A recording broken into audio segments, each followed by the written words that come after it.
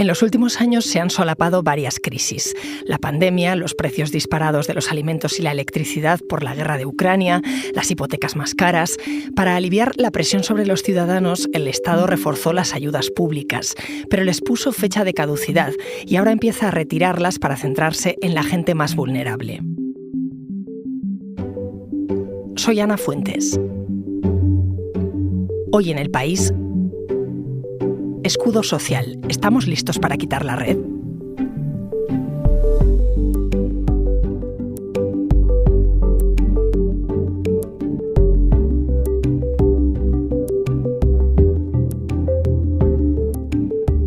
Laura del Efemine es mi compañera de la sección de Economía del País, que lleva sobre todo temas relacionados con fiscalidad. Hola, Laura. Hola, Ana, ¿qué tal?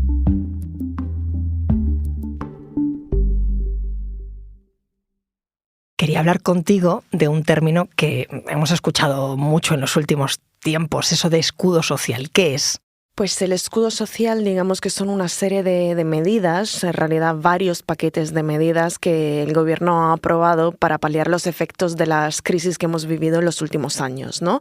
En 2020 con la pandemia, después la guerra en Ucrania, la crisis energética, la subida de la inflación.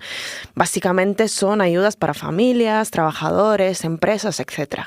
Pero ayudas, ¿en qué se sustancian? Ponme un ejemplo. Bueno, las hay de distintos tipos. Hay rebajas de impuestos, pues ayudas directas, medidas que benefician a todos sin distinción, otras que solo son para ciertos colectivos, por ejemplo los más vulnerables. Algunas son permanentes y otras pues ya se han retirado, se van a retirar. Digamos que se pueden distinguir en estas categorías. Durante la pandemia, por ejemplo, la ayuda estrella fue la flexibilización de los ERTE, ¿no? ¿Te acuerdas? Pero hubo muchísimas más. Se prohibieron los cortes de suministros para los más vulnerables, hubo moratorias en el pago de la hipoteca para determinados casos. También, a raíz de la pandemia, se aprobó el ingreso mínimo vital, que es una ayuda para los más vulnerables que ya estaba contemplada y que sigue vigente a día de hoy. Después, con la crisis energética y la inflación que se empezó a disparar, el gobierno decidió rebajar los impuestos de la electricidad y del gas, ¿no? En este caso para todos los ciudadanos. También bonificó el carburante, otra vez para todos, bajó el IVA de ciertos alimentos, los básicos, y también dio ayudas directas a los más vulnerables con un cheque de 200 euros, ayudas para el transporte público, y luego hay otra partida muy importante que es la que está relacionada con la vivienda. Entonces, por ejemplo, se puso un tope a las subidas de alquiler, se aprobó un bono de 250 euros para el alquiler de los más jóvenes y luego hay toda una serie de otras medidas que no están, digamos, directamente relacionadas con esta situación excepcional de la crisis energética o la pandemia, etcétera, pero que refuerzan el escudo social. Y entonces, en este caso, está la revalorización de las pensiones o la subida del salario mínimo, la rebaja del IRPF para las rentas más bajas, ¿no? Que son medidas que, digamos que se iban a hacer y que refuerzan este escudo. O sea que ante una situación de crisis por muchas vías, el Estado refuerza esa red que le pone al ciudadano. Por un lado, rebajándole el IVA de muchos productos, por otro lado dando ayudas directas, es decir, que gasta y también deja de ingresar. Por eso quería preguntarte también cuánto cuesta esa medida, ese escudo social para las arcas públicas. El coste es muy, muy elevado. Estamos hablando de miles de millones de euros. Digamos que el mayor esfuerzo se hizo con la pandemia. Se gastaron unos 70.000 millones entre 2020 y 2021. Y eso sin contar pues, con las garantías públicas, los avales, etcétera, que también puso a disposición el Estado, que es claramente quien ha asumido la mayoría de este gasto, ¿no? La Administración Central es la que más músculo tiene y ha dado ayuda directamente o a través de transferencias a otras administraciones, sobre todo las comunidades autónomas, que a su vez también han diseñado sus medidas, como los ayuntamientos. O sea que no solo es el Estado, sino todas las administraciones públicas en ese escudo social. Correcto. En 2022 la factura para las arcas públicas ha sido algo menor, de unos 20.000 millones, que son cerca de 2 puntos del PIB de ese año. El año pasado el escudo social más o menos supuso un gasto de unos 15.000 millones. que es alrededor de 1 punto de PIB. Y este año, 2024, que ha bajado el precio de la energía, la inflación se ha moderado, se estima un gasto de cerca de 5.000 millones. ¿Este despliegue se había visto antes? Bueno, ha habido épocas en las que sí se han dado ayudas, en otras épocas de crisis, pero jamás como en este momento. Este es sin duda el mayor despliegue jamás hecho y que, claro, responde a la situación extraordinaria que hemos vivido.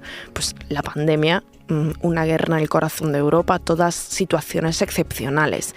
Y todos los países del entorno, y estamos hablando pues de Alemania, Francia, Reino Unido, Italia, pero también del otro lado del Atlántico, pues Estados Unidos o Latinoamérica, han seguido el mismo camino, gastar, porque era la única manera para salir de esa crisis.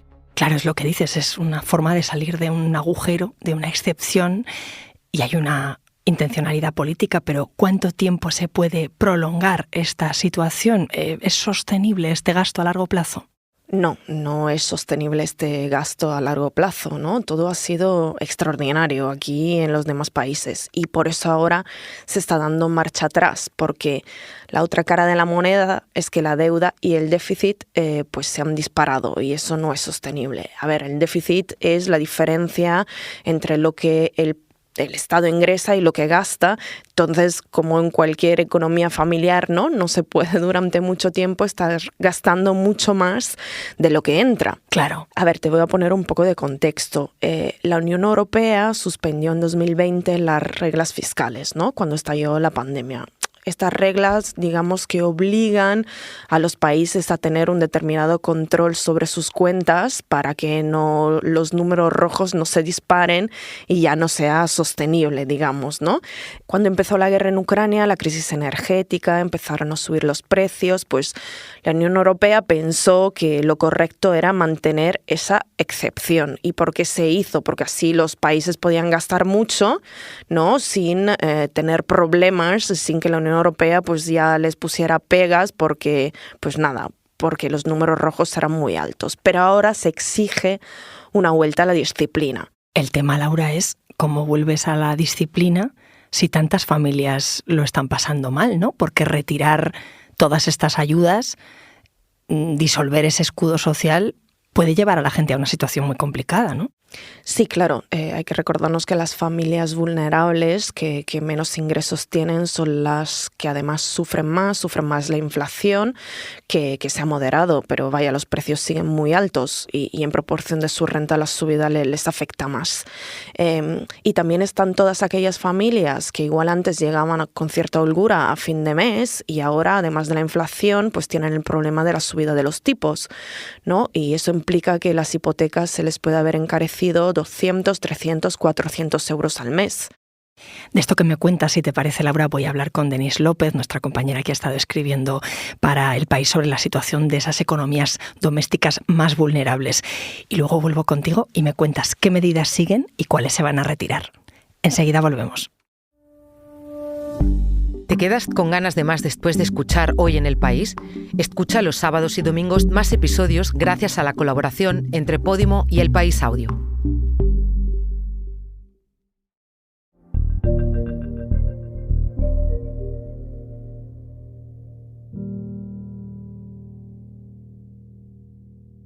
Denise López es mi compañera de la sección de Economía del País y 5 días, que escribe sobre cómo le afecta la coyuntura económica a la gente, a las familias. Hola, Denise. Hola, ¿qué tal? Acaba de contarme, Laura, que la inflación ha bajado, pero que sigue siendo alta. ¿Eso cómo le afecta a la gente en su día a día? Pues lo que ha ocurrido es que las familias están empobreciendo. Hay una encuesta que saca el Instituto Nacional de Estadística, que es la encuesta de condiciones de vida, que mide tanto el nivel de renta como el de pobreza y el de exclusión social que tiene España. Los últimos resultados que salieron hace unos días muestran que en el último año las familias se han hecho más pobres. El nivel de ingreso es verdad que toma de referencia el año previo, con lo cual el nivel de renta que toma en consideración es el de 2022. Pero el resto de las preguntas que miden pues si has sido capaz de hacer toda la compra, irte de vacaciones, etcétera, sí hacen referencia al año en curso, en este caso 2023. O sea que es la foto oficial más fiable que tenemos, ¿no? Es correcto. Su fiabilidad es máxima no solo por el número de personas a las que se entrevistan, que en este año fueron unas 67.000, sino también porque lo que utiliza es un marco común que tiene con el resto de los países europeos. Claro, así se puede comparar. Ponme ejemplos. ¿Qué refleja exactamente? Vale, pues mira, te voy a dar algunos índices muy gráficos que reflejan en el número de personas que no pudo permitirse una comida de carne, pollo o pescado, al menos cada 2 días, repuntó del 5,4 al 6,4 en solo un año. Además, 1 de cada 5 hogares no pudo mantener su vivienda a una temperatura adecuada. Aquí no estamos hablando solamente de la época de invierno, sino también en el verano, que como sabemos hay zonas en las que sube muchísimo la temperatura y pues en ese caso tampoco lo pudieron hacer. Y se trata del peor dato que ha tenido la encuesta y es incluso superior al que se tuvo en el peor año de la crisis energética. Y también hay otro dato bastante significativo, que es que 1 de cada 10 hogares sufre algún retraso al pagar la hipoteca, el alquiler o alguno de los recibos que se tienen mes a mes. Y también se dio el caso de que 1 de cada 3 no pudo irse de vacaciones ni una semana por no tener dinero suficiente. Más allá de estos ejemplos, hay otros indicadores que son menos gráficos, pero que, hablando de estadísticas, son los más usados para hablar de este tipo de cosas. Y es que el porcentaje en riesgo de exclusión social subió al 26,5% de la población. Estos son 5 décimas más que en 2022 y 3 décimas más que antes de la pandemia. Es casi el 30% de la población. Sí, es muchísima gente. Y está también el caso de las personas que presentan una situación de carencia material y social grave, es decir, extrema. Y esto repuntó hasta el 9%. Es la peor cifra desde 2014. Vamos a ir por partes. En primer lugar, todas esas personas que no pueden comer carne cada 2 días, que no pueden marcharse ni una semana de vacaciones, que no pueden calentar su casa en invierno o refrigerarla en verano, ¿esas son personas que trabajan, que tienen ingresos?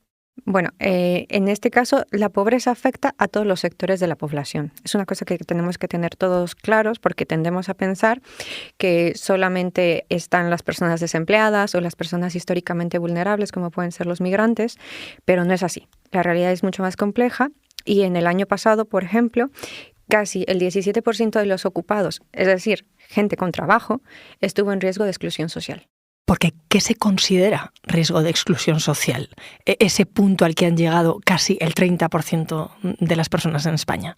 Vale, este indicador va más allá del nivel de rentas de las familias. Entonces, puede haber una persona llevando una nómina a su casa y aún así ser incapaz de comprar carne todos los días de la semana. ¿Por qué? Porque el salario no es lo único que mide la pobreza. Entonces, hay personas que pueden tener una carencia material severa, que es esto de lo que hablábamos, de no poder calentar sus hogares o de no poder irse de vacaciones, o que puede residir en una casa en la que no están todas las personas dentro de ese hogar trabajando. Entonces, es lo que nosotros llamamos que hay una baja intensidad en el empleo. Todas estas cosas que te he mencionado son las que miden el indicador para decir que una persona está en riesgo de exclusión social. Y eso en un año en el que la renta media ha subido, es decir, que los salarios han aumentado. Eso es lo que no me cuadra. Los salarios han subido, pero hay más gente pasándolo mal. Eso como casa. Lo que ocurre es que la renta media por hogar ha aumentado un 8,1%, lo que significa que un hogar en promedio ha ingresado unos 35.000 euros anuales, pero hay 2 factores que no están a favor de esto, ¿no? Una es la inflación, que como todos sabemos, la vida se ha encarecido muchísimo, y luego también hay que tomar en cuenta que esto es un indicador. Está cogiendo la media. Entonces, hay hogares en los que los ingresos han sido mucho mayores y esto puede desviar un poquito esta tasa y no reflejar, digamos que, la realidad completa. O sea que hay gente que se ha hecho más rica y otros se han hecho más pobres. Sí, y eso pues también altera el resultado de la estadística. Además de por poder adquisitivo, ¿hay algún segmento de la población que lo esté pasando peor? Sí, el de los jóvenes, sin duda son los más afectados. El 27,4% de ellos estaban en riesgo de pobreza en 2023. Es una décima más que en 2022. Es significativo que el 7% de los menores de 16 años, es decir, estamos hablando prácticamente de niños, no pudieron comer alguna proteína, carne, pescado, todos los días. Hace 20 años esta cifra era del menos del 2%. O sea que vamos a peor, todos los datos van a peor. Bueno, no todos los datos. Hay una tendencia que podríamos decir que es positiva y es la brecha salarial entre ricos y pobres. Esta se ha estrechado y de hecho es la primera vez desde que se publica este indicador que se achica tanto. De hecho, el dato más parecido es de 2008, justo antes de la crisis. ¿Y por qué ha sido esto? ¿A qué se debe? Bueno, porque se ha hecho muy bien en el mercado laboral. Ha habido aumento de salarios, de donde viene el 80% de la renta, y ha habido un aumento constante del salario mínimo interprofesional. De hecho, desde 2018 ha aumentado un 54%, y esto se traduce en que un salario ha pasado de 735 euros a 1.134. Gracias, Denise. A ti. Ahora que tengo los datos, voy a volver con Laura y que me cuente si con esta situación se pueden retirar los estímulos.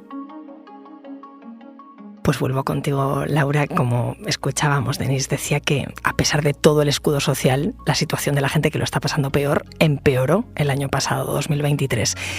A día de hoy, ¿qué medidas se han retirado ya de ese escudo y cuáles se piensa que podrían retirarse pronto? Bueno, hay una especie de hoja de ruta para ir retirando medidas. Muchas de las medidas del COVID pues ya no están en vigor y ahora también se están empezando a retirar todas las medidas que comentábamos antes, ¿no? Que se diseñaron con la crisis energética y la subida de los precios. Y entonces, empezando por energía, que ha sido de las ayudas más recientes el mayor despliegue. El IVA del gas y de la electricidad, que normalmente es del 21%, había sido rebajado al 5%. Entonces, desde el 1 de enero de este año ya subió al 10% y en el caso de la electricidad, desde el viernes pasado, el 1 de marzo, ya ha vuelto al 21%, a su tipo normal. En el caso del suministro del gas, pues también va a ir a volver a su normalidad, el 21%, y eso a partir del 1 de abril.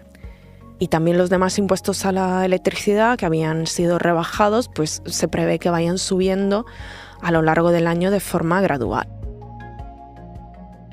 Por el otro lado, antes comentábamos el tema de la rebaja del IVA a los alimentos básicos. Pues sigue, pero se prevé que se suspenda a mediados de este año. Eso es como una retirada gradual para ver también cómo evolucionan los precios. Luego sí que hay otras medidas que se van a mantener durante más tiempo. La ayuda al transporte público, por ejemplo, sigue durante 2024, sigue la suspensión de los desahucios por el impago de alquiler en el caso de las familias vulnerables. También durante este año se mantiene el límite a la subida de los alquileres, que no puede ser de más del 3% o más que el IPC. Los consumidores vulnerables severos que tienen el bono social eléctrico seguirán con un IVA al 10% en el suministro. O sea, que van a dejar unos mínimos. Claro, digamos que lo que se venía pidiendo era que las medidas se focalizaran, que ya no fueran ayudas generalizadas para no presionar tanto el gasto, sino que se focalizaran ahora sí a los más vulnerables. Entonces, parte de estas medidas se van a mantener y otras se van retirando. Bueno, y todo ello confiando en que no haya otra crisis, otro shock, ¿no? Como dicen los economistas, que obliga a retomar algunas de ellas. Gracias, Laura. Gracias a ti.